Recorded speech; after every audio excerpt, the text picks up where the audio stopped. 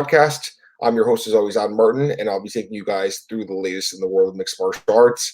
You can follow me on Twitter at MMAOB, and this podcast, as always, is available at MMAOddsbreaker.com, and you can also check out my work at bjpenn.com and MMARings.net. Happy Friday, everyone.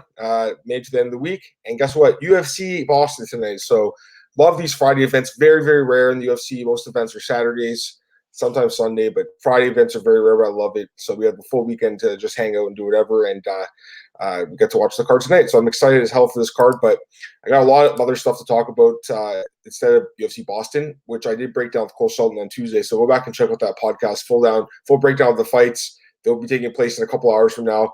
So go back and check them out. Betting odds are available for all 13 fights in the card. Odds definitely have tightened up now, as they generally do, getting into fight day. So some very, very close odds here, just looking at them right now. Very, very close. A lot of pick-em fights, essentially. Very few fights with widespread. So a lot of pick-em fights. Very, very good card, competitive card. Should be a good event today. But got a lot of other stuff to talk about, so I'm going to get into it.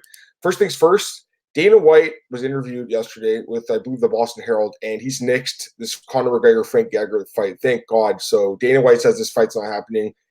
Doesn't make sense. Like he said, I know Conor wants the fight, but I don't want the fight. He's like, I know Frankie wants it, I don't want it. It just doesn't make sense. He's like, Frankie was going to fight Aljamain Sterling at 135. Why would he fight Conor at 155? And you know what? I rarely agree with Dana. A lot of the stuff Dana says doesn't make sense to me, but this is something that does make sense. This fight just doesn't make any sense, really.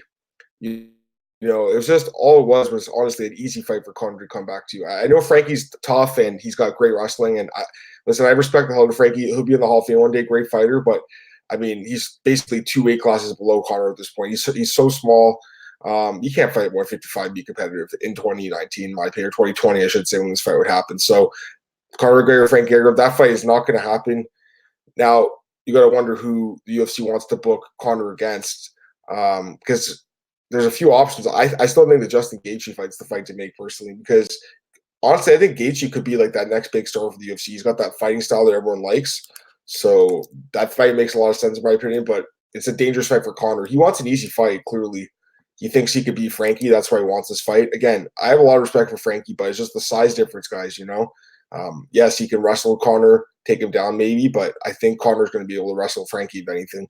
Don't forget what Conor did when he fought Max Holloway. Yes, he got destroyed by Habib on the ground. That's a beep. Don't forget what Conor did to Max Holloway a couple years ago. He took him down with ease. So I feel like Frank and Chad Mendes, that fight, I mean, yes, he get taken down a little bit at the beginning, but once Chad got tired, it was easy for Conor. So I just feel like this was such a favorable stylistic match for Conor McGregor. Dana White says no to it. Now we just wait and see who Conor's going to fight. Dana says Conor will fight in early 2020. He's been saying this for a while now, so at this point, we're just waiting for him to get a fight booked. But yeah, I don't know. It's you can't blame Conor for wanting to take on Frankie Edgar, I guess. For him, he probably looks at it as a tune-up fight after such a long time out of the cage. Been out of the cage for over a year now, but I don't think too many fans were excited about this fight. I wasn't personally, and now we can have Frankie. He can fight someone like, I don't know. He could fight like Peter Yan or something. While Henry Cejudo's out, he could fight, someone like even, Dominic Cruz or or someone like that.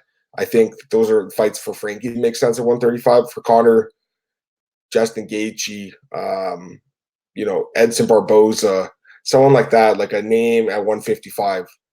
Those fights would make more sense. Donald Cerrone, Dustin Poirier, those are the fights that make sense. So again, we're just waiting on Conor's next fight, but hopefully it's announced soon. And he won't be fighting in December, by the way. I know some people are like, wow, that card's going to be stacked in Vegas. He's not fighting on that card. Those tickets go on sale today. That fight would have been booked already if that was the case. He won't be fighting in Vegas, guys. Unfortunately, I'll be at that card, but he won't be there. He'll probably be fighting, invited to guess, in January on a pay-per-view somewhere else. I don't know where that pay-per-view would be, but that's my guess. Conor McGregor versus someone like Gaethje or Cowboy or Poirier or someone like that. All right, let's get to PFL. So last night, PFL 2019 number 8 took place. The odds dropped like 2 hours before the event, so they did come out, but super late. And I really hope this changes in the future. They actually, from what I heard, do a decent number of bets, but they drop so late that it's just so hard for, I think, bettors to really like look at the odds and do the research. They only have 6 hours to do it. I mean, it's crazy. So hopefully that changes in the future. They have one more event for the playoffs at the end of October, and then they have obviously the finals, the championship finals on New Year's Eve. So just 2 more events this year, and then I really like PFL, but at this point, it's like you don't really know what the future is going to hold, if they're going to have a 3rd season or not. I hope they do, because I actually do like PFL. Gives the fighters another opportunity to make money and be on TV. So for me, that's a good thing. But I just don't know what kind of numbers they do on ESPN. And not only that, but there was someone that was there live yesterday and posted a picture of the arena, and there was a lot of empty seats. So it's very unfortunate, because I think they put on really good events. They have good fights, really good matchmaking, really cool format. I like everything the PFL does, and they pay their fighters well. They actually do pay their fighters well, but again, that comes at a price. And when you're paying your fighters well, and not doing a great gate, and you're basically just relying on that TV money, how long can that last for? Okay, so let's just talk about this card. What happened last night? I'll go from the bottom, work my way up. First fight of the night: Lance Palmer defeats 20. That's not right, is it? Oh, okay, yeah, he beat Alexander de Almeida. Lance Palmer did. Is that correct? I gotta double check that. Yeah. So let me just double check that. Actually, that's weird. So the odds actually came out for. Let's see here. Yeah. Okay, so he did. He beat Almeida, but they had odds out for the Banadol fight, which obviously didn't happen because he missed weight. So that didn't happen. But yeah, Palmer defeats Almeida, and then the next fight was Gilpin defeats Harrison via ninja choke, and that was a great submission win for Alex Gilpin. So the odds on Gilpin, he cashed at plus 180. Again, Palmer, the odds for that fight didn't matter, because it was canceled in exchange for that Almeida fight. So I'm just going at the odds on best fight odds right now. So yes, Gilpin actually cashed at plus 180 in the first round. So he picks up the win over Roger Harrison. Cole Sheldon actually called that upset, so good for Cole. But I didn't see that happening. I thought Harrison would grind him out. Good win for Gilpin. Next up, this was a great win. Daniel Pineda defeats Mavlid Kabulia via first round knockout. Tremendous win by Daniel Pineda, and he actually cashes a plus 500 underdog. Massive dog. So great job there by Daniel Pineda. Looked amazing in that fight. Next up, Jeremy Kennedy defeats Luis Rafael Laurentino via knockout, via ground and pound in the second round. He was a minus 105 underdog as well, actually. So he actually was the underdog in the rematch. Obviously, he had lost by knockout earlier this year, but I still thought he was going to be favored. I think the odds, they did. They opened him minus 140. So the line actually flipped a little bit, but I would have taken Kennedy as a dog. I didn't even realize the line had flipped at that point. I'd gone out and came back home and watched it later. But yeah, I think Kennedy as a dog actually there had some value. In the second round, Lance Palmer defeated Alex Gilpin. So Lance Palmer will be back in the finals. He won the tournament last year, the featherweight tournament, so he gets to defend his, title. And then the other fight, the other semifinal, Daniel Pineda defeats Jeremy Kennedy via first round submission. Incredible win by Daniel Pineda. I mean, what a run this guy went on. What a run. Good for him, man. Won 2 fights in the same night, and I don't think any expected him to win these 2 fights. 34 years old. He's an experienced guy. I talked to him yesterday. Very experienced. He has 41 fights. And he's on a 6-fight win streak now, but I just still didn't expect him to pick up these wins, because if you look at his career, he's been one of those guys that beats guys he should beat and loses to guys he should lose to. And this was really his breakout performance. You don't see that happen so late in the guy's career. But yes, I mean, great win for Daniel Pineda. Gets, again, that first round win over Kabulia is a plus 500 dog, and then picks up the win over Kennedy in the second round. So tremendous performance by Daniel Pineda. He'll be taking on Lance Palmer. I fully expect Lance Palmer to be favored in that fight.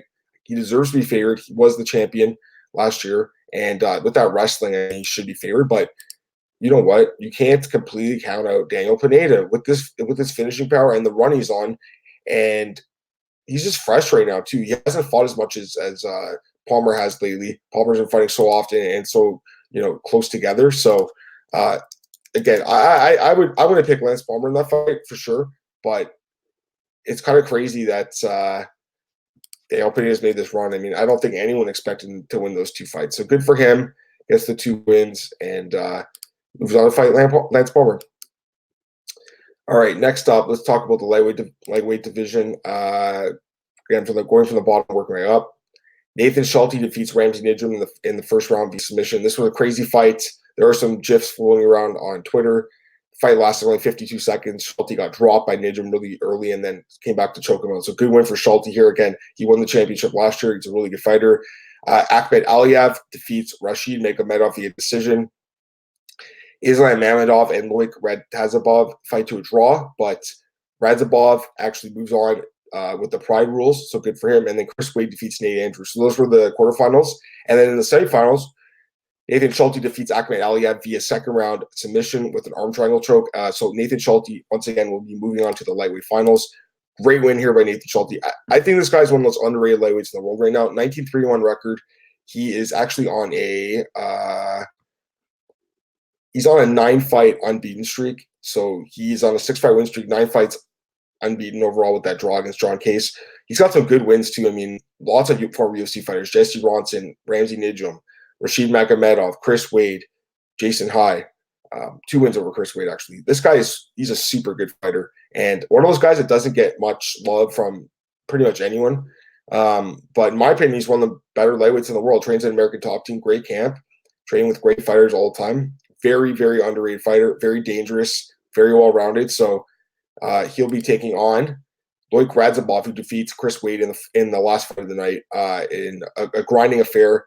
There's also a GIF of this fight. It's so funny. I think it was between the second and third round. Radzhabov's corner, the guy drank some water and spit over his face. It was hilarious, but also disgusting. So go check that GIF. I thought that was hilarious. But yes, Radzhabov wins that fight against Chris Wade, grinding him out. And, disappointed by Chris Wade. He made it this far. I think a lot of people thought he'd be favored to win this tournament besides Schulte, and he loses. So the finals for lightweight division is Radzhabov versus Schulte. And that should be a pretty good finals too. But once again, I expect Schulte to be favored. He should be favored. Last year he was a big underdog. Magomedov pulled off the upset, but this time around he should be favored. You got to give this guy respect. He's a very good fighter. He's the champion. So I think Nathan Schulte should be favored. I think Lance Palmer should be favored, if you ask me. So I'm excited for both those fights. I'm excited for this finals. Again, a lot of people don't necessarily like PFL. I think it's actually kind of sad that there's a lot of fans that only watch UFC. They won't watch Bellator. They won't watch PFL. They won't watch any other show. But in my opinion, there's so much great MMA that goes on outside the UFC. And I'm sure that people listening to this podcast right now agree with you on that. And it's just sad that some people are so close-minded that they look at PFL like, these guys suck. They were in the UFC. They didn't make it. They suck. They're washouts. No, that's not the case.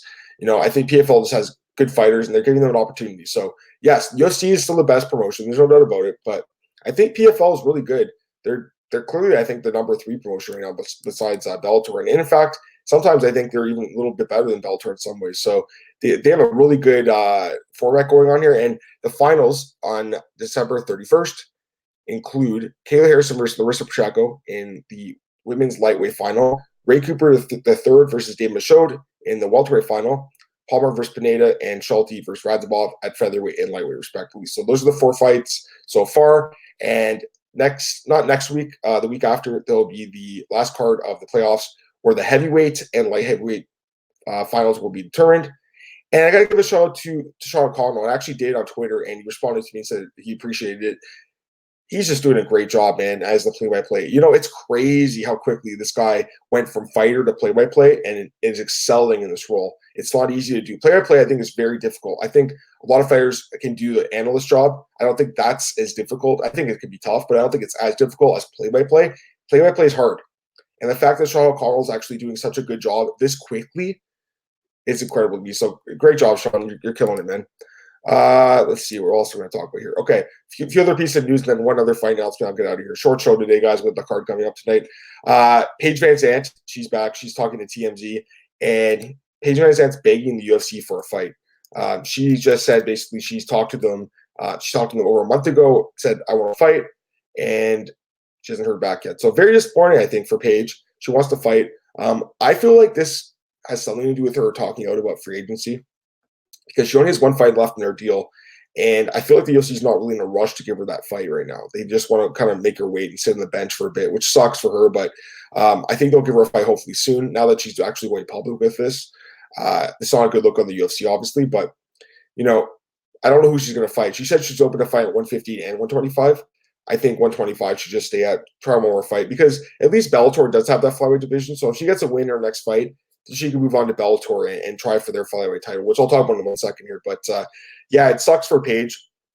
But you know what? She was outspoken against the UFC. And this is what happens when you bite the hand that feeds sometimes, especially when it's the UFC. They don't like that. And I feel like when she's like, oh, you know, I want a raise, I want a new contract, and now she's not getting a fight, so that sucks for her. TMZ also interviewed Weili Zhang, who had some choice words for Joanna on Jedrzejczyk. The interview's on their website, and basically she called Joanna washed up. Not in those words, but she just said that she doesn't think she's the same fighter anymore, and she actually doesn't think Joanna deserves a title shot. So that's interesting because I think we all thought that Joanna would be the next in line for the title, but she said she's not interested really in that fight, which I thought was very interesting. She actually said she wants to move up to 125 and fight Valentina Shevchenko, which, you know what? I like Weili Zhang. She's a good fighter, but I feel like she's biting off a little bit more than she can chew. You know, she got that win over Jessica Andrade, great win. I hope it doesn't get to her head. If she moves up to 125, you know what? She does have the striking skills to really be competitive with anyone, but Valentina is just so dangerous, and Valentina would be a big favorite to win that fight. So, you know, really, I do like her, but and I like the trash talk against Joanna, but that's her next fight. That fight will happen next. Joanna versus Zhang. So even though she doesn't want it, it's going to happen.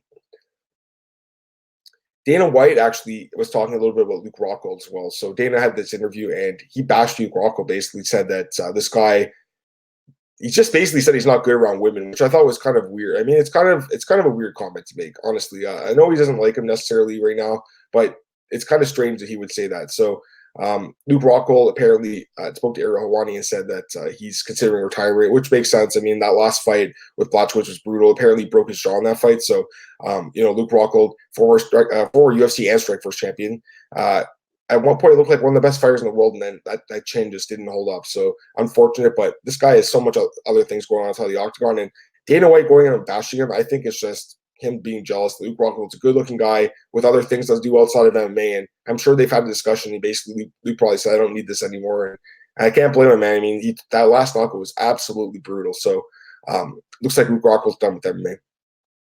And I want to mention this one fight announcement in Bellator, which just doesn't make any sense to me. So, a few days or a few weeks ago, maybe last week, I talked about Lima Farland's next fight against Kate Jackson, who none of us really know who she is. I think she's like 2-1 in Bellator. I don't know too much about her. Instead, she should be fighting Juliana Velasquez, who is undefeated and who looks like the number one contender. That fight didn't happen, but Juliana Velasquez is actually going to be fighting on the same card against Bruna Ellen. So this doesn't make any sense to me. Like, why is Velasquez not fighting for the belt? It's one of those things that Bellator does sometimes. They do strange matchmaking, and this is one of those things. Juliana Velasquez should be fighting for the belt. Undefeated, that fight's a better fight.